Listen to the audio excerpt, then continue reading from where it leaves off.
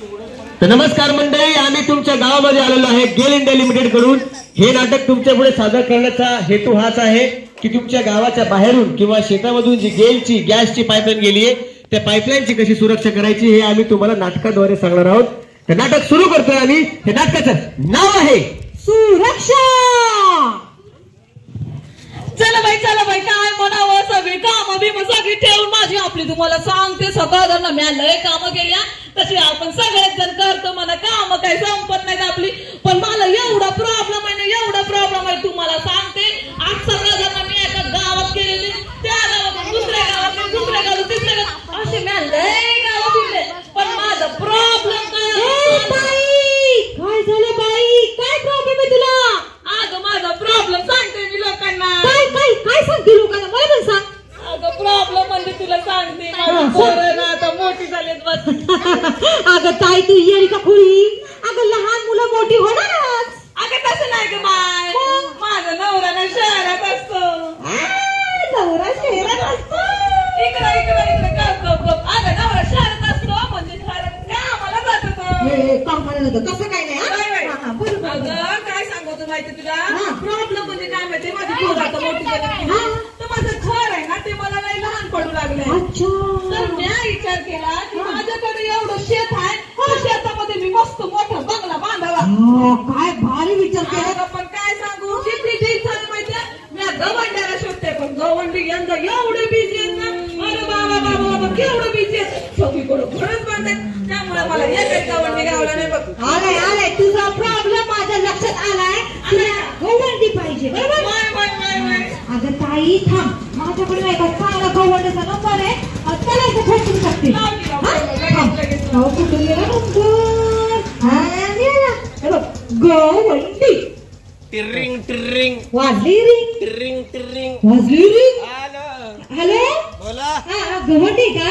हा दादा ते ऐका ना, ते गेल्या वर्षी नाही का आमच्या गावात तुम्ही घर बांधलं होतं, तसंच घर ना आमच्या ताईला ते शेतात बांधून पाहिजे.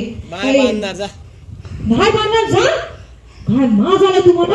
अहो दादा तुम्हाला काम मिळतंय. नाही बांधणार, तो दुसऱ्याला घेऊन येतो. असं बोला की. बरोबर सांगते. या पाठवा का तरी. हा पाठवा ठीक आहे. हा काय म्हणलं? पहिलं म्हणलं की नाही, मग म्हणलं की पाठवतो का तरी. असं चालेल संध्याकाळला भेटू. चल. ओ शिंदे बोला, तिकडे काय करताय तुम्ही? ते आपल्या गावच्या बाहेर जी पाईपलाईन गेली ना, ती मी चेक करून आलो. अच्छा, चेक करून आला. अच्छा, ओके आहे का व्यवस्थित? एकदम व्यवस्थित आहे. हा बरं, मला सांगा आपल्या त्या मनुभाऊचं काय झालं? आता कोण मनुभाऊ नाही का याच्यासारखा दिसायचा तो मनुभाऊ यासारखं. आपण त्याला नोटीस पाठवली होती ना. कसली? कंपनीची. ते बोरवेल खोदणार होता. अरे पण त्या नोटीसचा काय फायदा नाही होणार? बरं काय फायदा नाही होणार? अरे ते मनुभाऊ लय डेंजर आहे बाबा. डेंजर आहे. काय झालंय? ते मनुभाऊ आहे ना, ते काय म्हणते माहिती का? काय म्हणताय? बघा, ही समधी जमीन आहे का नाही माझी. बर, मी जिथं पाहिजे तिथं खड्डा खंदला तर विहीर खंदला तर तिकडे बिल्डिंग बांधेल. तुम्हाला काय करायचं? असं म्हणतो काय? मग काय? अरे मग त्या येड्याला समजावून सांगायचं. त्याला सांगायचं की बाबा तुझ्या जमिनीमधला काही भाग हा पीएमपी ऍक्ट म्हणजे काय रे? म्हणजे काय? पेट्रोलियम आणि मिनरल पाईपलाईन ऍक्ट नुसार भारत सरकारने गेल कंपनीला पाईपलाईन टाकण्यापुरतं दिलेलं आहे. बरोबर. एकदा का पाईपलाईन टाकून झाली की तुझी जमीन तुला परत देणार. फक्त काय, आरओयूचा असा नियम आहे सर की ज्या भागातून पाईपलाईन गेली त्या 30 मीटरच्या पट्ट्यावर, 30 मीटरचा पट्टा म्हणजे कसा आहे तो? जिथून पाईपलाईन गेली त्याच्या उजव्या हाताला 20 मीटर बर आणि डाव्या हाताला 10 मीटर. अच्छा, अशा त्या पट्ट्यावर मोठं बांधकाम करायचं नाही, मोठं खोदकाम करायचं नाही. म्हणजे ऐकतो का? येडे येते. अरे बाबा त्याने काय केलं माहितीये का तुला? काय केलं त्याने? आपल्या सगळ्या अधिकाऱ्यांना बोलावलं. सगळे अधिकारी आले, जमिनीची पाहणी केलीवर आणि त्यांना आपल्या कंपनीचा मार्क दिसला असा पिवळ्या रंगाचा. आणि मग त्यांनी समजावलं आणि मग तो ऐकला बाबा. अरे बरं झालं. अरे बरं मी काय म्हणतो, समजा त्या मनुभाऊनं जिथून गेलची गॅसची पाईपलाईन गेली बरं त्या 30 मीटर पट्ट्यावर एखादा मोठा खड्डा खणलाच असता तर. अरे काय येडा का खुळा तू? काय झालं? खड्डा खणला असता तर केवढा प्रॉब्लेम झाला असता. पण झालं काय? अरे बाबा त्या पाईपातून केवढा गॅस लीक झाला असता ना. अरे आणि हा गॅस दिसतच नाही, याचा वास पण येत नाही. पण घरगुती सिलेंडरचा येतो बरं का? कसं काय? कारण त्याच्यामध्ये ते मिथाईल मरकॅप्टन नावाचं लिक्विड टाकलेलं असतं. हा, ते आपल्याला कळावं म्हणून. बरोबर. पण पाईपलाईनच्या गॅसचा वास येत नाही. अरे बाबू. पण विचार कर किती ज्वलनशील आहे. अगं बाबू. जर काही एखादी ठेंगी पडली असती तर अगं बाबू का कसला स्फोट झाला असता. गावच्या का उडून गेला. पण नशीब तसं नाही काय झालं बाबा. बरं झालं बाबा. मग- अरे पण मी काय म्हणतो. काय म्हणतो? आपण एक कंपनीचे फूड पेट्रोल. हा, बरोबर आहे की. आपलं काम आहे जिथून जिथून गेलची गॅसची पाईप हा, बरोबर आहे. चेक करायची. करायला पाहिजे. चल बाळा चल लवकर.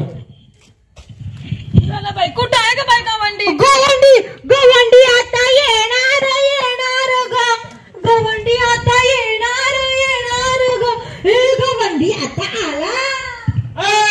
गवंडी आता आला रे आला रे. आला बाबा गवंडी तुमच्या गावात आला. सावलीतून आला. कोण आला?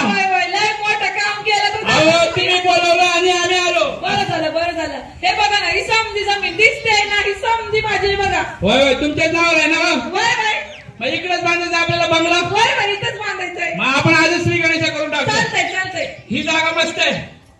मग इकडे आपण पहिला मजला बांधूया. चालतंय की पहिला मजला, त्याच्यावरती दुसरा मजला बांधूया. दुसरा मजला पण चालतोय. घरी पाहुणे वगैरे येतात का? येतात की भरपूर मग येतात. त्यांच्यासाठी पाठीमागे पडवी बांधूया. परवी म्हणजे पण काय? आता बांधणे शक्यच नाही. हा?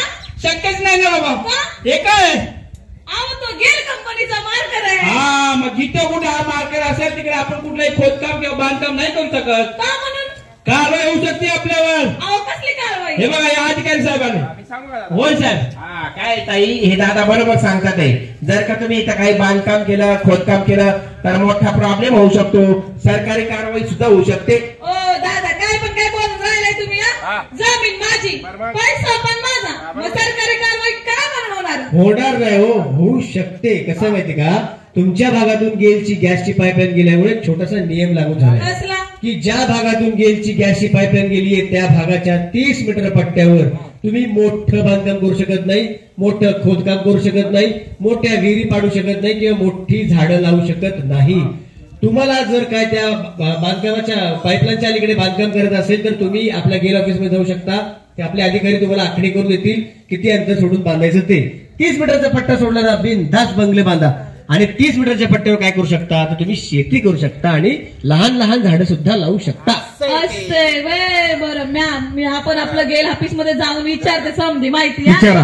मी काय म्हणते, पण ते गेल कंपनीचे काय फायदे बिदे आहेत का? बरेच फायदे आहेत. सांगा की. आपल्या भारतातल्या जेवढ्या काही कंपन्या आहेत त्या कंपन्यांना जो गॅस पुरवला जातो तो कोणता असतो माहिती का? कोणता असतो? अहो गेल कंपनीतला गॅस असतो तो. मग का आपण ते झालं भारताच्या कंपन्यांचं, पण आमच्या सारख्या सामान्य लोकांचे काय फायदे आहेत का? भरपूर आहेत. हे बघा आपण घरामध्ये जो स्वयंपाकाला सिलेंडर वापरतो त्या सिलेंडर मध्ये कोणता गॅस असतो? अहो गेल कंपनीतला गॅस असतो तो. आपण जी प्लास्टिकची भांडी आजकाल वापरतो ही प्लास्टिकची भांडी तयार होतात कोणत्या गॅसमुळे? अहो गेल कंपनीतल्या गॅसमुळं. आपण जी लाईट वापरतो ही लाईट तयार होते कोणत्या गॅसमुळे? अहो गेल कंपनीतल्या गॅसमुळं. आपण जो सीएनजी वापरतो आजकाल गाडीमध्ये हा सीएनजी म्हणजे कोणता गॅस आहे? अहो गेल कंपनीतला गॅस आहे. आणि सगळ्यात महत्वाचं आपण शेतकरी माणसं 12 महिने शेती करतो. शेती करत असताना खतं वापरतो. ही खतं तयार होतात कोणत्या गॅसमुळे? एक मिनिट. गेल कंपनीच्या गॅसमुळं. पूर्वी आपण लाकूड वापरायचो, कोळसा वापरायचो, त्यामुळे खूप प्रदूषण व्हायचं. आता गेल कंपनीतला गॅस वापरल्यामुळे प्रदूषण होत नाही, धुरांचा त्रास होत नाही लोकांना. आणि जशी आम्ही तुमच्यापर्यंत ही माहिती पोहोचवली.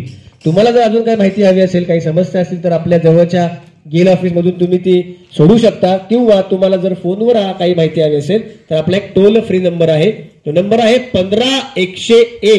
15101 या नंबरवर माहिती मिळू शकता. जो कुठे मार्करवर सुद्धा असतो. आणि म्हणून म्हणतो सुरक्षा सुरक्षा सगळ्यांची सुरक्षा झालीच पाहिजे हो. सुरक्षा सुरक्षा सगळ्यांची सुरक्षा झालीच पाहिजे हो. जमीन आहे जमिनीच्या आत आहे काय, काळ्या काळ्या माती मंदी दडला पाईप. पाईप मंदी आहे बघा गेल कंपनीचा गॅस. खोद काम केलं जर का हानी आहे त्यास. धक्का लागून पाईपलाईनला झाला जर अपाई. धक्का लागून पाईपलाईनला झाला जर अपाई. त्याच्यासाठी आता आहे एकच उपाय. सुरक्षा सुरक्षा सगळ्यांची सुरक्षा झालीच पाहिजे हो. सुरक्षा सुरक्षा सगळ्यांची सुरक्षा झालीच पाहिजे हो. धन्यवाद मंडळी. धन्यवाद. तुम्ही नाटक बघण्यासाठी जे आम्हाला सहकार्य केलं त्याबद्दल सर्वात प्रथम तुमचं मी आभार व्यक्त करतो. नाटक सादर करण्यामागचा उद्देश एकच आहे की तुमच्या घराजवळून किंवा शेतीजवळून जी गेलची गॅसची पाईपलाईन गेलेली आहे त्या 30 मीटरच्या पट्ट्यावर तुम्ही मोठं बांधकाम करू नका, मोठं खोदकाम करू नका, कारण आपल्या सगळ्यांची सुरक्षितता महत्वाची आहे. त्यामुळे तुम्ही सगळे सुरक्षित राहा आणि सुरक्षित राहू द्या. धन्यवाद. धन्यवाद.